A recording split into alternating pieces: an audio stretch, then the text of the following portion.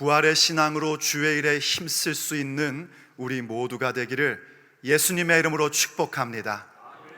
부활 승리하신 예수님의 승리가 곧 우리들의 승리임을 우리는 반드시 확인하게 될 줄 믿습니다. 예수님께서 부활하셨습니다. 예수님께서 부활하셨습니다. 예수님의 부활은 바로 그분이 하나님의 아들이시라는 증거입니다. 예수님의 부활은 그분의 죽음이 자기의 죄 때문에 죽은 것이 아니라 바로 우리 모두의 죄를 대신하여 죽으셨음을 확증하는 일이기도 합니다. 예수님의 부활은 그렇기 때문에 누구든지 예수 그리스도를 믿는 자들은 멸망치 않고 영생을 얻게 되리라 하신 그 진리에 대한 확증이기도 합니다. 그리고 예수님의 부활은 바로 우리가 앞으로 갖게 될 첫 열매입니다. 그래서 우리는 예수님의 부활을 분명히 아는 자여야 하고 부활의 신앙을 갖는 자들이어야 합니다. 그러나 세상은 우리의 이 부활의 신앙에 대하여 계속해서 왜곡시키고 그것을 없애려고 여러 가지의 이야기들을 합니다. 예수님의 부활은 실제가 아니었다. 그것은 그저 일어난 사람들의 착각이었고 혹은 잠깐 예수님이 심정지가 와서 그런 줄 알았던 거다. 그래서 까무러쳤다가 깨어난 거다. 이런 쓸데없는 말들로 우리의 이 부활 신앙을 흔들어 놓으려고 합니다. 그것은 예수님께서 부활하신 그때부터 시작된 내용이었습니다. 예수님께서 부활하셨던 그날 사실 대제사장들, 예수님의 대적들은요, 예수님의 부활에 대한 것을 어떻게든지 막으려고요, 로마 총독에게 가서 부탁을 합니다. 바로 예수님께서 살아계실 때에 부활할 것을 말씀하셨기 때문에 그것을 돌문으로 막아놓고 임봉을 하고 로마 총독의 이름으로 임봉을 하고 경비병을 세워달라고 부탁을 합니다. 총독이요, 그래 그럼 경비병을 세워라 해서 총독의 허락 아래 경비병을 잔뜩 세우고 그리고 그 돌문에 임봉을 해버립니다. 그런데 부활의 그 새벽 하늘에서 천사가 내려옵니다. 땅이 흔들립니다. 그리고 내려온 천사가 그 돌 위에 앉아있는 것을 이 경비병들이 목격하게 됩니다. 그야말로 죽은 것처럼 완전히 겁에 질려버렸었습니다. 그런데 예수 그 부활의 소식을 들은 여인들이요, 제자들에게 갔을 때 그 경비병 중에 어떤 사람들이 대제사장에게 가서 일어난 사건을 얘기합니다. 그러자 대제사장들이 한 일이 무엇인 줄 아십니까?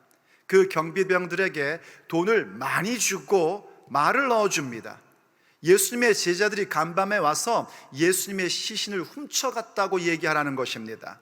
그리고 만약 그 일이 총독의 귀에 들어가서 뭔가 어려운 일이 생기면 그 뒤까지 다 봐줄 테니까 걱정하지 말고 그렇게 거짓말을 좀 증거하라고 얘기합니다. 그래서 그 거짓 증거가 유대 사회 가운데 두루 퍼지게 된 겁니다. 하지만 여러분, 조금만 생각하면 그게 얼마나 거짓말인지 확인할 수가 있습니다. 사실 거짓말하는 것은요, 우리가 조금만 생각하면 알 수 있는 것들입니다. 왜 그런가 하니 그 제자들이 어떤 제자들입니까? 예수님께서 잡히실 때에 자기들도 잡힐까봐 비겁하게 도망갔던 제자들입니다. 부인한 제자들입니다. 어디 그뿐입니까? 예수님의 부활의 소식을 들었음에도 불구하고 겁에 질려서 한 방에 모든 문을 걸어 잠그고 있었던 제자들입니다.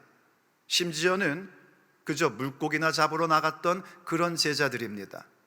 그런 제자들이 경비병들을 뚫고 로마 총독의 임봉이 붙은 그 돌문을 뜯고 예수님의 시신을 훔쳐갔다고요?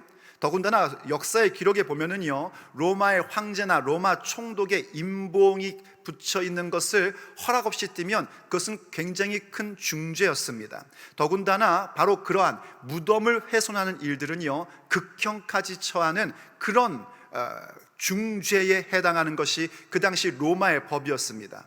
그런데 그런 로마의 법을 어기고 경비병들을 뚫고 예수님의 시신을 훔쳐갔다고요? 이건 말도 되지 않는 일들입니다.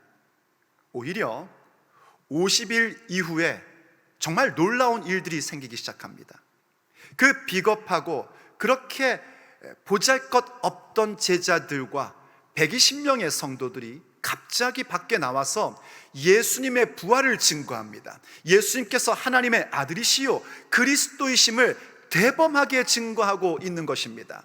그 증거의 불길이 얼마나 놀라웠는지요. 한 번은 대제사장들이 베드로와 요한을 체포해 옵니다. 체포해 와서 그들에게 위협을 합니다. 다시는 예수님의 이름으로 어떠한 가르침도 어떠한 말도 하지 말라고 굉장히 협박을 합니다. 그런데 그때 베드로 사도가 이렇게 선언을 합니다. 하나님 앞에서 너희들의 말을 듣는 것이 하나님의 말씀을 듣는 것보다 옳은가 판단하라. 완전히 바뀐 겁니다. 자기의 목숨을 빼앗아갈 수 있는 사람들, 바로 예수님을 죽였던 그 사람들 앞에서 전혀 겁없이 대범하게 복음을 증거하고 선포하는 자들로 변화된 것입니다. 어떤 일이 벌어졌습니까? 바로 부활하신 예수님을 만난 것입니다. 그리고 부활하신 예수님을 만난 것만으로는 만족스럽지 않았었습니다. 그렇게 될 수가 없었습니다. 부활하신 예수님께서 승천하사 보내신 성령님을 받자마자 그들의 삶은 완전히 변화된 것입니다. 부활하신 주님께서 보내신 성령님이 맞아 그들의 가슴 속에 무엇이 확고하게 자리 잡히게 됐는가? 바로 부활 신앙이 굳건하게 자리 잡혔던 것입니다. 그래서 변화된 것입니다. 그러므로 기독교 신앙은 부활 신앙입니다. 부활을 믿으십니까? 믿으시면 아멘 하십시오. 부활 신앙이 없다면 여러분들은 기독교인 아닙니다. 부활 신앙이 없다면 여러분은 하나님의 자녀 아닙니다. 부활 신앙이 없다면 성령님 없는 사람입니다. 만약 예수님께서요, 그저 십자가 위에서 나의 죄를 대신하여 죽어주셨다, 그것으로 끝이다, 그러면 그 죽음은 우리 가운데도 일어나는 여느 사람의 희생, 왜 가끔씩 그런 거 보지 않습니까? 어떤 사람이 다른 사람을 대신하여 죽는 사건, 우리가 가끔 보지 않습니까? 그럼 미국에서는 그런 사람들을 가리켜 얘기합니다. 영웅이라고 얘기합니다. 예수님이 만약 십자가에서 우리의 죄를 대신하여 죽으신 것으로 끝났다면 그저 한 영웅에 불과한 것입니다. 어느 한 여느 종교와 다를 바 없는 것입니다. 그러나 우리의 기독교 신앙이 유일한 진리이고 유일한 생명의 길인 것은 예수님께서 부활하셨기 때문입니다. 부활 신앙이 기독교 신앙의 핵심인 것입니다. 믿으시면 크게 아멘 하십시오. 정신 차리세요, 여러분.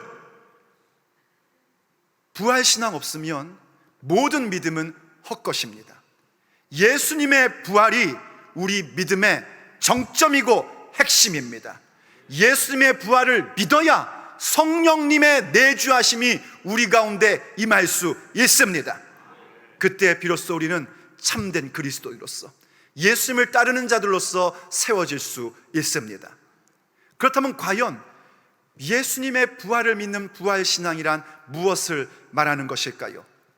오늘 2023년 부활주일, 주님께서 우리에게 주시는 메시지입니다. 첫째, 예수님의 부활을 믿는 부활신앙의 사람들은요, 우리의 부활을 믿습니다. 예수님께서 부활하심으로 첫 열매 되셨기에 예수님을 믿는 우리들도 마침내 그날 부활할 것을 믿습니다. 이것이 부활신앙입니다. 다시 본문으로 가보십시오. 오늘 본문 51절에서 이렇게 말씀해 주고 있습니다. 보라, 내가 너희에게 비밀을 말하노니. 이건 사실 비밀입니다, 여러분. 우리 믿는 자들에게 밝혀진 비밀입니다. 우리가 다 잠잘 것이 아니요 마지막 나팔에 순식간에 홀연히 다 변화되리니. 여러분, 우리 그리스도인들도요, 사실은 살다 보면은요 죽습니다. 알고 계십니까? 우리가 예수님 오시기 전까지는 다 육체의 죽음을 가질 겁니다. 역시 죽음을 얘기하면 다들 인상들을 쓰시더라고요. 그래도 죽습니다. 아무리 싫어도 죽을 수밖에 없는 겁니다. 그런데 우린 그걸 죽음이라고 말하지 않습니다. 잠들었다라고 얘기합니다. 왠지 아십니까? 여기서 잠들면 영원한 아버지 집 천국에서 깨어나기 때문입니다. 그래서 다 잠드는데 다 잠들 것이 아니라 순식간에 홀연히 마지막 나팔, 바로 예수님 다시 오시는 날을 얘기하는 것인데 그때에 순식간에 홀연히 변화되는 것을 갖게 될 것입니다. 52절, 나팔 소리가 나매 죽은 자들이 썩지 아니할 것으로 다시 살아나고 우리도 변화되리니 이 썩을 것이 반드시 썩지 아니할 것을 입겠고 이 죽을 것이 죽지 아니함을 입으리로다 하고 설명해 주고 있습니다. 이 무슨 얘기냐면, 이제 우리가 이렇게 육체의 날들을 살다가 육체의 죽음을 갖게 되면, 잠들게 되면, 여러분 두려워하지 마십시오. 영원한 아버지 집에서 우리가 깨어납니다. 그렇게 해서 낙원에서 주님과 함께 거하다가 예수님이 다시 오십니다. 예수님 다시 오심을 믿으십니까? 우리 주님 다시 오십니다. 그렇게 다시 오실 때 어떻게 오시냐면, 데살로니가전서 4장 14절을 보면은요, 먼저 간 성도들의 영혼이 같이 옵니다. 그러면 그 성도들이 이 지상 가운데 묻혀 있는데, 어떤 이는 화장을 했기도 했고, 어떤 이는 물에 빠져 죽기도 했고, 어떤 이는 불에 태워져서 박해 가운데 죽기도 했어요. 그런데 모든 땅이 그 모든 몸들을 내놓게끔 되어 있습니다. 요한계시록을 보면 땅도 내놓고 물도 내놓고 산도 내놓고 전부 다 내놓게끔 되어 있습니다. 그때 그 몸이 홀연히 바뀝니다. 그래서 이 고린도전서 15장에서 얘기하고 있는 우리의 육의 몸이 아니라 신령한 몸을 갖게 됩니다. 그런데 그때에도 역시 살아있는 사람이 있을 거 아닙니까? 만약 오늘 주님이 오신다면 지금 당장 오시기를 간절히 원합니다. 아니, 왜 이 대목에서 아멘이 그렇게 약하십니까? 주님 다시 오시기, 지금 당장 오시기를 원합니다. 여러분 걱정하지 마십시오. 주님 오시는 날 우리가 승천되고 구원받는 건 우리 공로 아니라 예수님 믿는 믿음입니다. 그러니 오늘 당장 오셔도 우리는 최고의 은혜를 받는 것입니다. 그럴 때 살아있는 우리는 어떻게 되는가? 그때 우리도 이 몸이 홀연히 바뀐단 말입니다. 순식간에 바뀌는 거예요. 더 이상 여기저기 쑤시고 아프고 막 힘들고 이런 몸이 아닙니다. 완전히 신령한 몸, 영의 몸으로 변화되는 것입니다. 그것이 바로 우리가 갖게 될 부활입니다. 우린 이 생명의 부활을 믿는 자들이고, 이 생명의 부활을 기대하며 기다리고 있는 자들인 것입니다. 이것이 바로 부활 신앙입니다. 여러분, 우리는 부활할 존재들입니다. 생명의 부활을 갖는 자들입니다. 그것이 바로 그리스도에게 주어진 영원한 승리인 것입니다. 그렇게 신령한 몸을 가지고 영생 복락을 누리며 하나님을 찬양하는 그 놀라운 대열 가운데에 우리 모두가 함께하게 될 것입니다. 그런데요, 또 하나의 부활이 있는 거 아십니까? 예수님께서 요한복음 5장에서 이러한 말씀을 하셨습니다. 이를 놀랍게 여기지 말라. 무덤 속에 있는 자가 다 그의 음성을 들을 때가 오나니 선한 일을 행한 자는 생명의 부활로, 악한 일을 행한 자는 심판의 부활로 나오리라 하고 가르쳐 주셨습니다. 지금 고린도전서나 데살로니가전서에서 얘기해 주고 있는 부활은 바로 우리 믿는 자들의 부활, 예수님의 부활을 믿는 부활 신앙 가진 자들의 부활인 생명의 부활을 말하는 것입니다. 그런데 우리가 성경을 쭉 보면은요, 어떤 일이 또 있냐면 이른바 천년의 왕국이라는 것이 있습니다. 요즘 신학자들은 천년 왕국을 이렇게 저렇게 많이 설명을 하지만, 전통적으로 전천년설에 의하면 이제 예수님께서 재림하시고, 그리고 천국에서 구름 위에서 혼인잔치를 벌이다가 천년 왕국이 진행이 됩니다. 그때에 우리가 이 땅 가운데서 누리지 못했던 것들을 주께서 우리로 하여금 전부 다 누리게 하시고, 특별히 주님을 열심히 믿던 자들은 주님과 함께 왕노릇하게끔 해주십니다. 그러다가 천년 왕국이 끝나면은요, 하나님께서 잠시 무저갱에서 이 마귀를 한번 풀어놔 주시는데, 바로 천년 왕국 동안에 태어났던 사람들의 믿음을 시험하기 위한 것입니다. 그리고 이제 마지막에 최종적으로 주께서 이른바 흰 보좌, 백보좌 위에서 심판하시는 때가 옵니다. 그때는 인류에 있었던 모든 사람들, 믿는 자든 믿지 않는 자든 선한 자든 악한 자든 전부 다 다시 부활하게끔 되어 있습니다. 그때 부활은 무엇을 위한 부활인가? 심판의 부활입니다. 믿는 우리들은 이미 생명의 부활, 곧 첫 번째 부활을 가진 자고, 이제 두 번째 부활일 때에는 모든 악한 자들도 전부 다 다시 살아나서 그들의 악한 행동들, 그들의 그 부당하고 악한 짓 했던 것들, 그들의 믿지 않았던 것들이 주님 앞에 영원한 심판을 받게 되는 것입니다. 이게 바로 두 번째 부활인 것입니다. 그러므로 첫 번째 부활을 갖는 자들은 복된 자들입니다. 이해되시면 아멘 하십시오. 우리가 가질 부활은 뭔가? 바로 그 부활인 것입니다. 생명의 부활인 것입니다. 심판의 부활이 아니라 주님을 믿는 최고의 선한 일을 했기 때문에 생명의 부활을 가진 자들입니다. 그것이 우리의 미래입니다. 우리의 결론인 것입니다. 이러한 사람들은요, 그 삶의 태도가 달라질 수밖에 없는 것입니다. 마지막 최종적인 결론이 무엇인지 알기에, 사실 그렇습니다. 여러분, 인생이라는 것은요, 최종 결론이 중요한 것입니다. 아무리 뭔가를 시작할 때에 화려하게 시작하고 그랜드 오프닝을 해도요, 나중에 아무것도 없으면요, 그건 아무것도 아닌 겁니다. 비록 시작은 미약하고 아무것도 아닌 것 같지만 그 결론에서 하나님의 풍성한 은총이 있으면 그게 결론인 것입니다. 우리의 결론은 무엇인가? 부활 생명입니다. 부활의 생명, 부활의 그 놀라운 영광이 우리의 주어진 결론인 것입니다. 그렇기 때문에 그 믿음 갖고 있는 자, 바로 예수님의 부활이 나의 부활이고 그 천년의 부활이기에 부활 신앙을 가진 자들은 그 인생을 그럭저럭 살아가지 않습니다. 바로 승리자의 모습으로 살아갑니다. 그러므로 두 번째, 우리가 부활 신앙을 가진 우리들은 어떠한 모습으로 살아가는가? 바로 승리의 날들을 삽니다. 부활 신앙 가진 우리들은요, 하루하루의 삶을 승리의 날들로 살아갑니다. 여러분, 우리가요, 이 세상에서 육체의 날들을 살다가 언젠가는 잠들게끔 되어 있는 것 우리가 말씀드렸었습니다. 그러나 우리는 그것 때문에 두려워하지 않습니다. 왜냐하면 우리는 주님 앞에서 부활 생명을 가진 자들이기 때문입니다. 여전히 이 세상은요, 사실 믿는 자들에게도 이 사망의 권세가 옆에 있는 것을 보게 됩니다. 죄와 사망의 권세는 여전히 우리 주변 가운데 있습니다.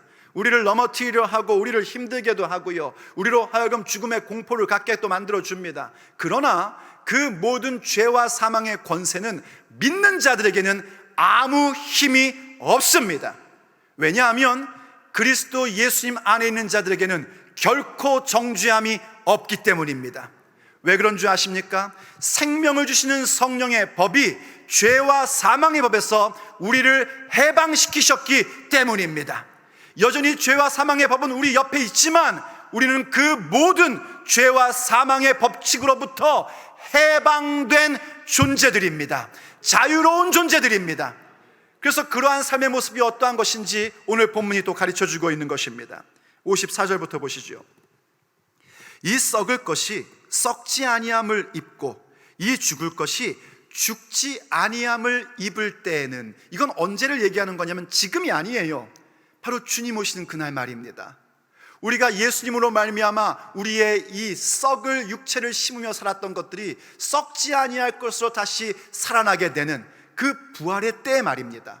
그 부활의 때에는 사망을 삼키고 이기리라고 기록된 말씀이 이루어지리라. 믿어주시면 아멘 하십시오. 여전히 우리 가운데 사망의 권세가 있지만 언제 이 사망의 권세가 완전히 없어지는가? 우리 주님 다시 오시는 그날입니다. 주님께서 다시 오셔서 우리를 부활체로 생명, 영원한 다시 영적인 몸으로, 신령한 몸으로 우리를 부활시키시는 그날, 이제 사망은 완전히 삼킨 바 되고 최종적인 대적인 사망이 사라져버리게 되는 것입니다.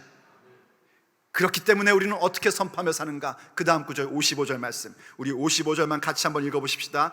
큰 소리로 읽으셔야 됩니다. 시작. 사망아, 너의 승리가 어디 있느냐?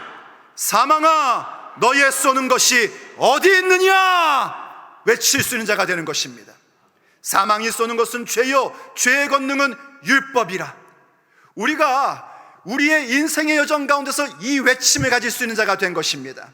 왜냐하면 내가 예수님 위에 살다가 박해받아 죽는다 할지라도, 순교를 당한다 할지라도, 예수님 믿다가 내가 손해를 본다 할지라도 우리의 최종 결론은 부활의 승리이기 때문입니다. 부활의 영광이기 때문입니다.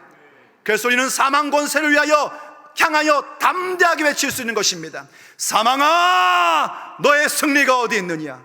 사망아, 너의 쏘는 것이 어디 있느냐? 사망이 쏘는 것은 죄요, 죄의 권능은 율법이라. 이때 율법이라는 건 뭘 말하는 것이냐면요, 율법의 기능을 얘기하는 겁니다. 율법의 기능은 우리가 죄인이라는 것을 확인시켜 줍니다. 내가 내 능력으로는 하나님 말씀대로 살 수 없다는 사실을 확고하게 가르쳐 주는 것이 율법의 기능입니다. 율법의 목적은 하나님과 우리 사이의 관계가 이젠 떼야 뗄 수 없는 관계라는 것을 확증시켜 주는 것이고, 율법의 기능은 우리는 죄인이라는 사실을 확인시켜 주는 것입니다. 근데 우리가 예수님의 부활을 통해 무엇을 얻게 되었습니까? 예수님의 십자가의 보혈로 죄사함 받았습니다. 예수님께서 부활하시고 우리에게 성령님을 보내주심으로 말미암아 성령님이 내 안에 내주하게 되셨고, 이젠 하나님의 말씀을 우리가 책에 기록된 것이 아니라 우리의 마음판에 새겨진 바 된 것입니다. 말씀을 지키게끔 만들어 주십니다. 그래서 우린 담대하게 외치는 것입니다. 사망아, 너의 승리가 어디 있느냐?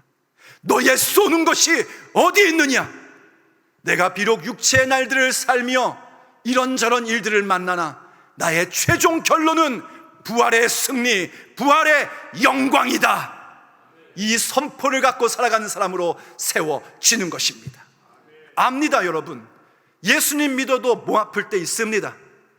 예수님 믿어도 우리가 재정적으로 어려움을 겪을 때가 있습니다.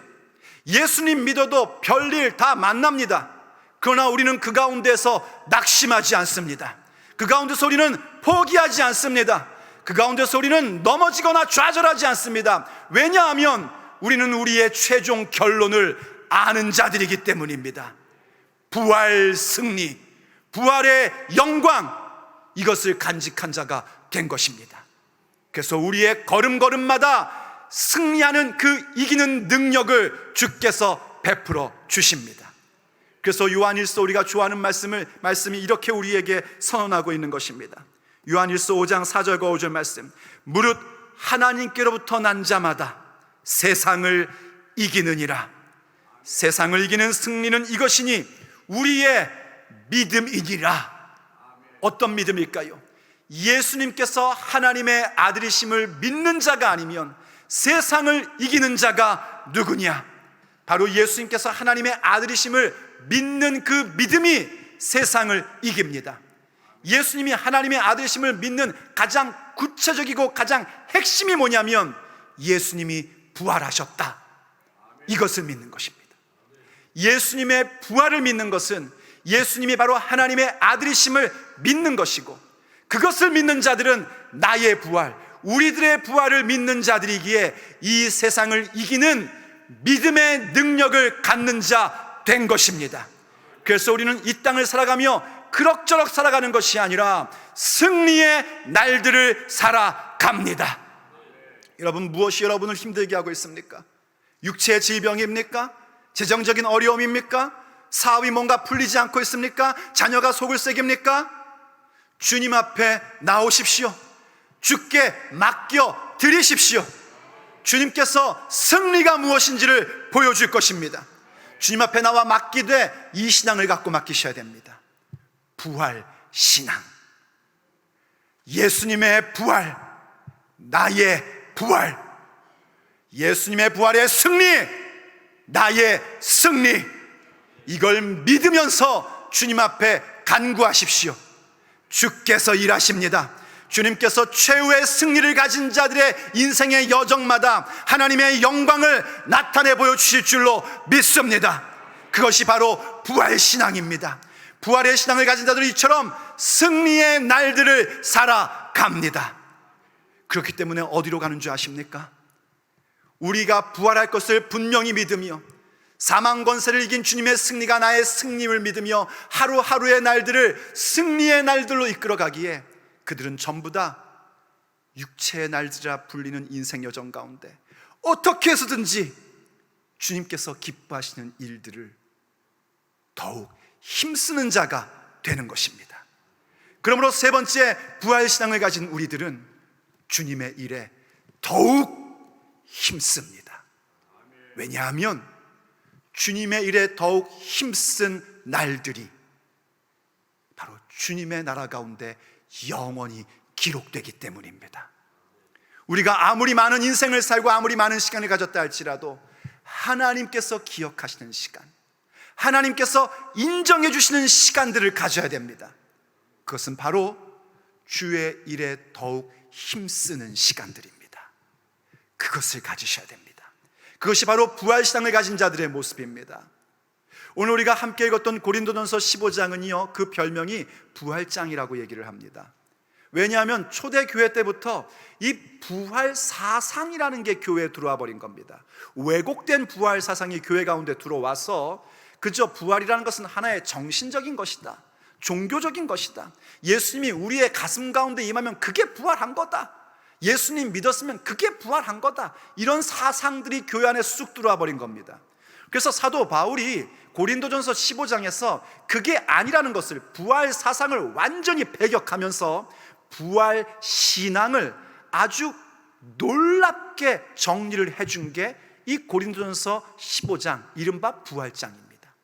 부활이 없으면 우리의 믿음도 헛것이고, 부활이 없다면 예수님 위해서 그렇게 수고했던 모든 수고도 다 헛된 것임을 그렇게 쭉 일목요연하게 설명을 해주고, 우리가 부활할 몸이라는 게 어떤 몸인지, 물고기의 몸이 있고 새의 몸이 있고 동물의 몸이 있는 것처럼, 또 이 육체의 몸이 있는 것처럼 신령한 몸이 있다는 것도 가르쳐 줍니다. 바로 예수님이 부활하신 그 몸과 같은 것입니다. 시공을 초월하고, 그리고 뭘 잡수실 수도 있고, 바로 이러한 그런 놀라운 신령한 몸으로 우리가 변화될 것을 차근차근 설명해 주면서 마침내 그 부활신앙을 가진 자들은 승리자라는 사실을 확증적으로 지어줍니다. 그러면서 결론적으로 하신 말씀이 바로 오늘 본문인 57절과 58절 말씀입니다. 우리 주 예수 그리스도로 말미암아 우리에게 승리를 주시는 하나님께 감사하노니, 하나님께서 우리에게 승리를 주십니다. 최후의 승리를 주십니다. 최후의 승리를 가진 자가 진짜 승리자입니다. 그 승리 가지셔야 됩니다. 그런데 그 승리를 가졌으니 이제 어떻게 되는가? 그러므로입니다. 부활 승리, 내 승리, 부활의 영광, 나의 영광인 거 이제 알았고, 주께서 우리에게 주셨으니 그러므로 내 사랑하는 형제들아, 견실하며 흔들리지 말고 항상 주의 일에 더욱 힘쓰는 자들이 되라. 이는 너희 수고가 주 안에서 헛되지 않은 줄 알미라. 아멘. 어떻게 하라고요? 견실하래요. 반듯하게 서 계시랍니다. 그리고 흔들리지 말고 주님의 일에 더욱 힘쓰는 자들이 되라 하고 명령합니다. 바울의 명령이 아니라 하나님의 명령입니다. 예수님의 부활이 나의 부활임을 믿는 자일진데, 그 부활의 승리가 나의 최종적 결론의 승리이심을 믿을진데, 그렇다면 이제 육체의 날들 가운데 더욱 견실하게 반듯하게 서서 흔들림 없이 주의 일에 힘쓰는 자가 되어야 합니다. 그것이 부활 승리, 부활의 신앙을 가진 자들의 모습입니다. 그럼 과연 주의 일이라는 건 뭘까요? 하나님의 일이라는 것이 무엇일까요? 교회 사역에 참여하고 지원하고 봉사하고 그런 것, 그거 하나님의 일입니다. 여러분 하셔야 됩니다. 교회 사역에 참여하고요, 열심히 교회 일들을 충성하고 봉사하고 섬기셔야 됩니다. 또 혹은 가정을 잘 섬기고 자녀를 잘 양육하는 것, 그것도 주의 일이 되어야 합니다. 잘 하셔야 됩니다. 여러분의 가정을 잘 돌보아야 되고요, 자녀들을 정말 믿음으로 양육할 수 있어야 됩니다. 여러분의 일터와 여러분의 사업, 그것도 주님의 일이 되어야 합니다. 이 모든 일들, 우리가 교회에서 사역을 하든지, 가정에서 자녀를 양육하든지, 혹은 우리가 직장에서 일을 하든지, 일터에서 일을 하든지, 이 모든 일들이 하나님의 일이 되어야 합니다. 어떻게 하면 그 일들이 하나님의 일이 될까요? 언젠가 베드로 사도가요, 예수님 앞에 멋진 신앙의 고백을 합니다. 주는 그리스도시요 살아계신 하나님의 아들이십니다 하고 그렇게 신앙의 고백을 해요. 그것은 바로 주님께서 가장 듣고 싶었던 신앙 고백이었습니다. 그래서 예수님께서 베드로를 축복하시고요, 바로 그렇게 신앙 고백한 사람들이 주님이 세울 교회의 반석이 될 것을 말씀하시면서 이 반석 위에 내 교회를 세우겠다 하십니다. 그리고 그 교회, 주님의 교회를 세우시기 위해서는 주께서 반드시 하셔야 되는 일이 있는데, 그게 바로 예수님의 십자가와 부활입니다. 예수님의 십자가와 부활이 없이는 성령께서 우리 가운데 임하실 수가 없고, 성령님이 없이는 주님의 몸된 교회가 세워질 수 없기 때문에 예수님은 그 길을 가셔야만 했습니다. 이 일을 신앙 고백한 제자들에게 드디어 밝히 설명해 주신 것입니다. 근데 아직까지 이 부활 신앙에 대한 부분이 없던 베드로는요, 부활에 대한 얘기가 들리지 않고 그저 예수님의 십자가만 들리는 겁니다. 고난받고 죽게 될 것이라는 얘기만 들린 거예요. 그래서 베드로가 보인 반응이 무엇입니까? 성경이 이렇게 얘기합니다. 예수님을 붙들고 항변하매 라고 말합니다. 이게 말이 좋아 항변이지 원문 그대로 번역하면 꾸짖었다는 것입니다. 누가 누구를요? 제자가 스승을요. 주님을 꾸짖었다는 겁니다. 붙들었다는 얘기는 무슨 얘기냐면은 잡아당겼다는 얘기입니다. 내게로 잡아당기는 겁니다. 내 생각, 내 판단, 내 계획으로 예수님을 잡아당기며 아니거든요, 그런 일은 절대로 있으면 안 됩니다. 아마 제 생각엔 도끼 눈을 떴을 것 같습니다. 그래서 주님의 답변은 확고했습니다. 사탄아, 내 뒤로 물러가라. 너는 나를 넘어지게 하는 자로다. 내가 하나님의 일은 생각지 아니하고 도리어 사람의 일을 생각하는도다. 사람의 일이란 것이 무엇입니까? 내 생각, 내 판단으로 하나님을 끄집어 당기는 것입니다. 누가 사탄입니까? 하나님의 일을 생각지 않고 사람의 일을 생각하는 것이 사탄입니다. 그리고 나서 제자들에게 과연 하나님의 일을 생각하는 인생을 산다는 것은 어떠한 삶을 사는 것인지 그 다음 구절에서 이렇게 말씀을 해줍니다. 마태복음 16장 24절 말씀입니다. 이에 예수님께서 제자들에게 이르시되 누구든지 나를 따라오려거든. 우리 주님의 십자가의 길을 따라가며 그 부활의 신앙을 따라가려거든, 누구든지 예수님의 부활의 첫 열매를 믿으며 나도 부활할 것을 믿는 믿음의 삶, 그 승리의 날들을 살아가려면 자기를 부인하고 자기 십자가를 지고 나를 따를 것이니라. 나를 부인해야 됩니다. 하나님의 일을 한다는 것은 나를 부인하는 것입니다. 내 생각, 내 계획, 나의 꿈, 나의 욕망을 부인하는 것입니다. 교회 사역을 하면서도요, 내 계획과 내 생각을 부인하고 오직 하나님의 비전과 하나님의 말씀을 따라가는 것입니다. 자녀를 양육해도 내 욕망이나 나의 꿈이나 나의 생각이 아니라 오직 하나님의 말씀에 의하여 자녀를 양육하는 것입니다. 직장 생활을 해도요, 일터에서도요, 그저 내가 먹고 살기 위해서 하는 것이지, 그래서 먹고 살게 하는 거에서 맨날 거짓말도 잘하고 막 그냥 대충 일도 하고 그런 삶들을 청산하는 것입니다. 왜냐하면 그 일터 가운데서 우린 그 자리에 계신 예수님을 만나야 하기 때문입니다. 그 자리에 계신 예수님을 만나기에 오히려 내가 내 일터 가운데서 더욱더 정직하고 성실하게 살아가는 것입니다. 이게 자기를 부인하는 것입니다. 그리고 그렇게 자기를 부인할 때 자꾸만 잡초처럼 올라오는 나의 욕망, 나의 생각, 이것을 부인하고 이것을 잘라내는 것은 결코 쉬운 일이 아닙니다. 그렇기 때문에 내 정과 욕심, 나의 욕심과 나의 생각을 전부 다 십자가에 못 박아 버려야 됩니다. 그래서 그 십자가를 짊어지고 예수님을 따르는 것입니다. 그것이 바로 하나님의 일입니다. 여러분이 무엇을 하든지, 직장에서든지 가정에서든지 심지어 교회 사역을 할 때에도 이렇게 나의 생각과 나의 계획을 완전히 부인하고 내 욕망과 내 생각은 오직 십자가에 못 박아버리고 그 십자가를 짊어지고 예수님만을 따르는 것이 하나님의 일을 하는 것입니다. 그럴 때에 우리는 승리합니다. 우리는 우리의 날들, 육체의 날들 속에서도 최후의 승리를 앞당겨 승리를 경험하게 됩니다.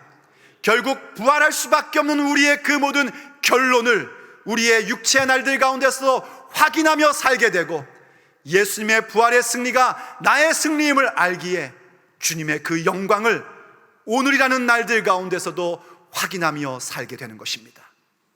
그러다 언젠가 주님이 다시 오시는 그날, 우리 예수님의 부활하신 그 몸과 같이 우리의 연약한 몸도 죄에 대하여 연약하고 사망의 권세에 대하여 연약하여 늙어가며 여기저기 아픈 우리의 몸조차도 순식간에 호련히 변화되어 주님과 함께 영원한 천국 가운데서 예배하게 될 것입니다.